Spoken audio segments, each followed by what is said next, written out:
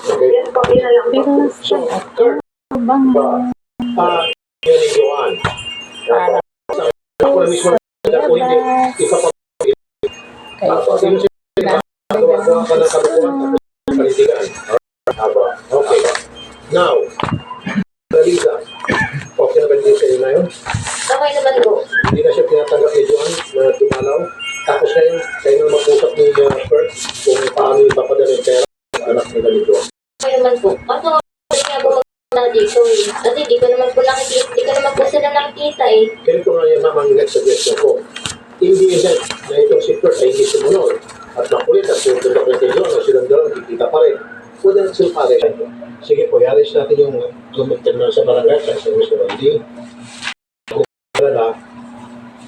Pumapanik ko sa inyo ang batas. Oo po. Matapang po kasi yung babae. Ma'am, wala nang matatapang sa batas.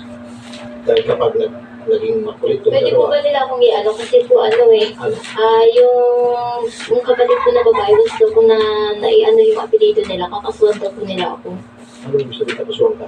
Kasi Ikaw nga po, kakasuhan? opo, kasi nga po nagreklamo daw po ako dito. Tapos yung apelido nila na ano. No. Nagsasalita ka lang katotohanan. Opo. Maliban na lang po, hindi totoo na may relasyon silang dalawa. Opo. Pwede kang makasuhan ng libel. Opo. Sinasabi mo lang totoo. Ikaw dapat ang kakaso sa kanila. Oo nga po sabi ko. Inamin naman nila na meron silang anak. Doon pa lang kaso na yun eh. Oo nga po eh. Oo. Kaso dinala ko na po yun sa pulis sa barangay. Hindi po ko tinanggap eh. Kasi, Siyempre sa inyo, kung saan ka komportable. Matatawag natin ito si Kurt Van Dominic. Opo. Okay? Kasi, Sige. Salamat. Salamat po mag-anak. Sige po. Salamat po.